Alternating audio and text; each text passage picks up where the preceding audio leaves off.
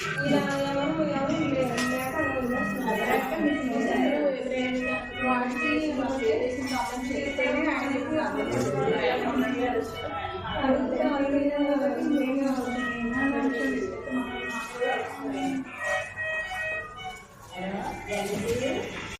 పేరు గంటి కిరణ్ అండి. మాది పసుపల్లి విలేజ్ అన్నది. నేను ఏసీ మెకానిక్ చేస్తాను. మా వర్క్ పని మీద అమలాపురం రావడం జరిగిందండి.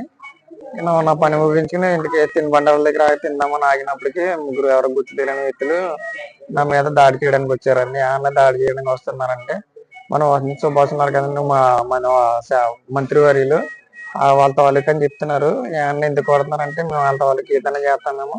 ఆ మంత్రివర్యులు మరి సుభాష్ గారు వాళ్ళని కొట్టమని పంపించారంట. నన్ను ఎన్నిసార్లు అడిగినా సరే వాళ్ళే కొట్టమన్నారు అన్నారండి. మరి నా పరిస్థితి ఏంటి ఎలాగున్నా హాస్పిటల్ అడ్మిట్ అయ్యాను నేను.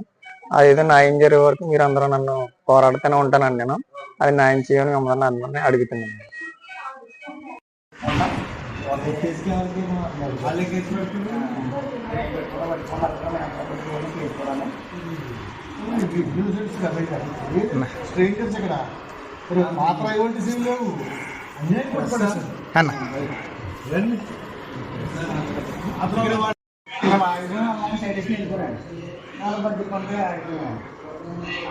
వచ్చినట్టు వచ్చి మమ్మల్ని ట్యూషన్లో ఉంటున్నారన్నారు.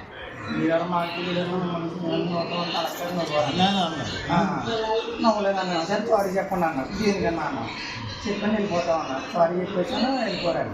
మళ్ళీ వెనక్కి వచ్చేసి ఆవిడ కొత్తమంది మీరైనా కొత్తమంది అడగన్నారు. సరేనా ఎందుకంటే మీరు చేస్తాండి సరే సారీ చెప్పండి వెళ్ళిపోన్నాను. లోపల వెనక నుంచి ఇంకొక వాళ్ళ కాలేజీ వచ్చేసి మొత్తం కొట్టేశాడండి. ఏం మాట్లాడలేదా కొట్టేశాడు. నేను మాట్లాడినా మనల్ని ఏం చేశాడంటే మనోళ్ళు ఆపదని కొట్టాడు. మనల్ని ఎందుకు కొడుతున్నాం, మనకు తప్పలేదు, మాట్లాడుకున్నాం కదా, వచ్చేస్తున్నాం కదా, మీరు ఎందుకు కొట్టుకుంటారు, మనోళ్ళు ఆపలని కొట్టేశాడు. అట్లా ఆడుకుని బ్లడ్ వచ్చింది. వాళ్ళు వచ్చేటండి మనోళ్ళు ఇక్కడ కొట్టుకున్నాం. వాళ్ళ మొత్తం సీరియస్ అయిపోయి ఇంకా దానికి వచ్చాడు. మేరకు వచ్చి ఇంకొక పొలాలందరూ వచ్చారు. మేరకు వచ్చి వెళ్తారు. పక్కన బజ్జీ కొండలు ఏదో చదివారు. సుభాష్ పేరు ఎందుకు తీశారు? అది అర్థం కాలేదన్నా. నేను సుభాష్ రైతన్నా కొడుకున్నాను.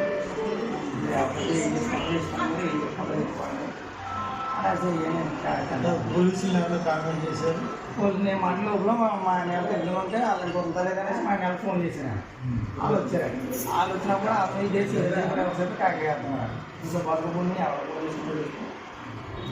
పోలీస్ స్టేషన్ కాకేస్తారు వచ్చారు.